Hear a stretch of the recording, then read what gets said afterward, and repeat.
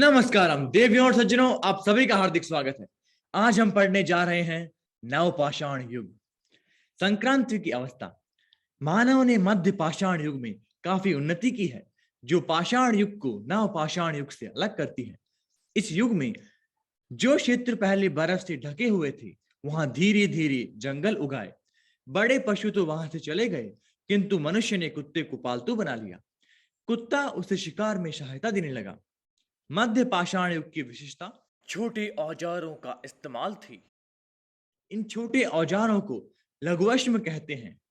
मध्य पाषाण युग के मनुष्य बर्फ पर चलने के लिए बिना पहिए की स्लेज गाड़ी का इस्तेमाल करते थे। कृषि का आरंभ। भोजन इकट्ठा करने से अनाज उत्पादन में परिवर्तन एकाएक नहीं हो गया। यह परिवर्तन धीरे धीरे मध्य पाषाण युग के लोगों के प्रयोग से हुआ। पहले मानव को इस बात का ज्ञान नहीं था कि अनाज को उगाया भी जा सकता है, क्योंकि उसने हर वर्ष अपने चारों ओर पेड़ पौधों को स्वाभाविक रूप से उगते देखा। मानव ने भोजन के लिए अन्न प्राप्त करने का विश्वसनीय ढंग निकाल लिया। सबसे पहले कृषि कार्य थाईलैंड, अरब तथा ईरान के मरुस्थलों की सीमाओं पर ऐसी घाटियों में प्रारंभ हुआ जहां पानी की कमी नहीं थी, जिन्हें धनवाकार उपजाऊ प्रदेश कहते हैं। यह स्पष्ट है कि नवपाषाण काल में पशुपालन और कृषि मनुष्यों द्वारा किए जाते थे। बस्तियों का विकास। जब मानव ने कृषि के आविष्कार को पूरी तरह अपना लिया, तभी से नवपाषाण युग का प्रारंभ हुआ। इस युग में जीवन इतना अधिक बदल गया कि इस युग को नवपाषाण युगीन क्रांति कहा जाता है। जब मानव ने कृषि करना प्रारंभ किया तो उसे तुरंत पता लग गया कि केवल बीज बोना पर्याप्त नहीं है, बढ़ते हुए पौधों की देखभाल करना भी आवश्यक है, जिसके चलते व्यवस्थित जीवन का प्रारंभ हुआ। लोगों ने मिट्टी के घरों तथा लकड़ी के खंभों और घास फूस के छप्पर से बने मकानों में रहना आरंभ कर दिया। बस्तियां आमतौर पर उनके खेतों के नजदीक थी। बाद में ये बस्तियां विकसित होकर गांव बन गई और उन्हीं में से कुछ आरक्षित नगर बन गए। व्यवस्थित जीवन के फलस्वरूप ही संगठित सामाजिक जीवन का विकास हुआ। मिश्रित कृषि का विकास। नवपाषाण कालीन मनुष्य ने खेती के साथ साथ पशुपालन की भी शुरुआत की, जिसे मिश्रित कृषि कहा जाता था। पशुओं का मुख्य उपयोग दूध और मांस प्राप्त करने के लिए होता था। वे अभी माल ढोने या हल जोतने के काम में नहीं लाए जाते थे। कृषि के विकास के कारण विविध परिवर्तन हुए। जो भोजन तुरंत इस्तेमाल नहीं किया जा सकता था, उसको सुरक्षित रखना आवश्यक हो गया। फसल काटने के तुरंत बाद सारा अनाज खर्च नहीं हो सकता था, उसे अगली फसल तक चलाना था और उसमें से बोने के लिए कुछ बीज बचाकर रखने की आवश्यकता भी थी। नवपाषाण कालीन बस्तियों में अनाज रखने के पात्र मिले हैं। इसी तरह पशुओं को भी सोच विचार कर मारा जाने लगा। गायों को दूध देने और पशुओं की संख्या बढ़ाने के लिए न मारा जाना ही ठीक समझा जाने लगा। अधिशेष अनाज खराब मौसम के समय और फसल खराब होने पर काम आता था और इससे बढ़ती हुई जनसंख्या का भी जीवन निर्वाह हो गया। खेती हर अर्थव्यवस्था में अनाज के पर्याप्त भंडार तथा उसकी बढ़ती हुई उपलब्धि के कारण जनसंख्या में वृद्धि हुई। गांव बड़े होते गए और उनमें से कुछ नगर बन गए। चिकनी पत्थर के औजार। नवपाषाण काल के औजारों की अपेक्षाकृत अधिक उपयोगिता और कुशल बनावट ही उन्हें पूरा पाषाण कालीन औजारों से अलग कर देती है। नवपाषाण काल का एक महत्वपूर्ण औजार पत्थर की एक चिकनी कुल्हाड़ी थी। वह कुल्हाड़ी बढ़िया दानेदार पत्थर के टुकड़े से बनी होती थी। उसके एक सिरे को गढ़ा जाता था और चिकना बनाया जाता था, जिससे काटने वाला किनारा तेज हो जाए। उसकी सहायता से मनुष्य लकड़ी काटने और उसे मनचाहा रूप देने में समर्थ हुआ, जिसके फलस्वरूप बड़े गिरी का विकास हुआ। नवपाषाण काल में मानव सुई और कांटेदार बर्छी, गुलेल जैसे औजार हड्डी तथा सींगों से बनाने लगा। मिट्टी के बर्तनों का आविष्कार। भोजन को रखने और पकाने के लिए बर्तनों की आवश्यकता हुई, जिनसे अनाज तथा द्रव्य पदार्थ रखे जा सके और जो आग पर भी चढ़ाए जा सके। प्रारंभ में सीखों और टहनियों से बनी टोकरियों को फल तथा सूखी वस्तुएं रखने के काम में लिया जाता था। द्रव्य पदार्थ रखने के लिए उन्हें मिट्टी से पोत दिया जाता था। धीरे धीरे मनुष्य ने मिट्टी के बर्तनों को आग में पकाना सीखा। नवपाषाण काल में मानव गोल पट्टियों और रेशों की रस्सियां बनाना जानते थे। उन्होंने कुंडली वाले गोल बर्तन बनाना सरलता से सीख लिया।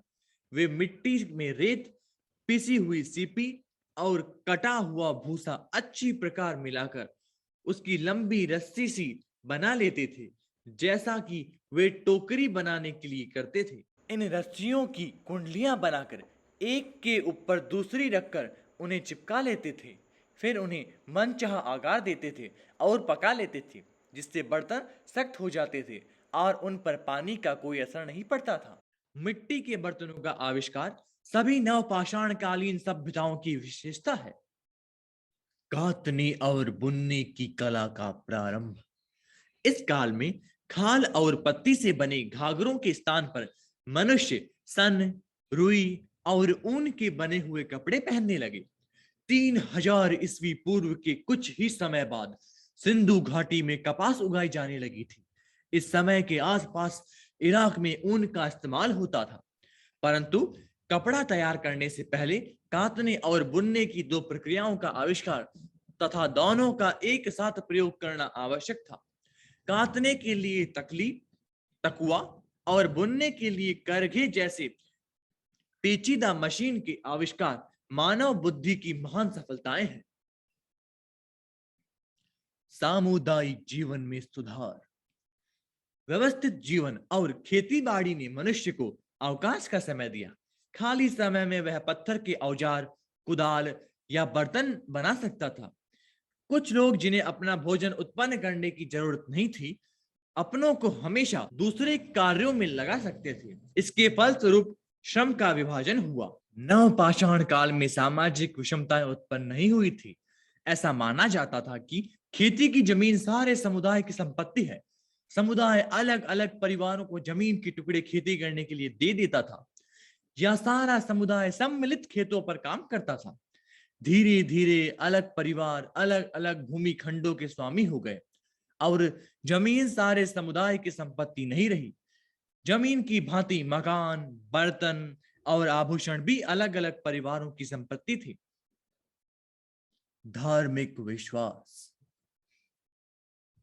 अपने अस्तित्व की पृथक पहचान हेतु परिवारों का कोई समुदाय यदि किसी पशु या पौधे की आकृति को अपनी जाति या समूह का चिन्ह मान लेता था, तो उसे उस समूह का कुल चिन्ह कहा जाता था।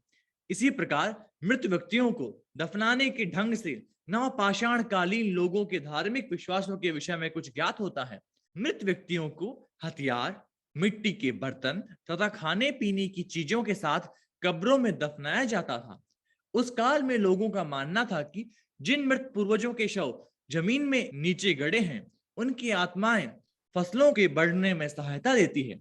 मनुष्यों का विश्वास था कि सूर्य, चंद्रमा, तारे और प्रकृति की कुछ अन्य शक्तियां कुछ असाधारण सामर्थ्य रखती है। इसलिए उस काल का मानव उनकी पूजा करके उन्हें प्रसन्न करने की कोशिश करता था। उस काल में बस्तियों में मिट्टी की बनी स्त्रियों की छोटी मूर्तियां मिली है, जिन्हें मातृदेवी कहा जाता था। पहिए का आविष्कार।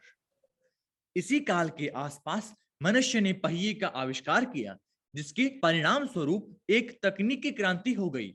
ऐसा माना जाता है कि मनुष्य ने सबसे पहले पहिए का प्रयोग मिट्टी के बर्तन बनाने में किया था। उसके बाद पहिए का प्रयोग गाड़ी खींचने के लिए किया होगा, क्योंकि मनुष्य बिना पहिए की स्लेज गाड़ियों का प्रयोग तो पहले से ही जानता था। पहिए वाली गाड़ी के द्वारा सामान को एक स्थान से दूसरे स्थान तक ले जाना बहुत सरल हो गया था। जल्द ही ऐसी गाड़ियों को खींचने के लिए पशु काम में लाए जाने लगे। कताई करने में भी पहिए का इस्तेमाल पहले से ही किया जाता था।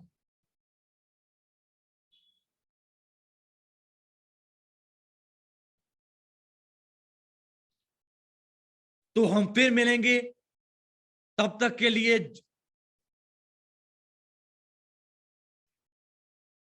जल्द ही ऐसी गाड़ी को खींचने के लिए जल्द ही ऐसी गाड़ी को खींचने के लिए पशु काम में लाए जाने लगे। कताई करने में भी पहिए का इस्तेमाल पहले से ही किया जाता था। धातु युग हम कल पढ़ेंगे। तब तक के लिए जय हिंद, जय भारत।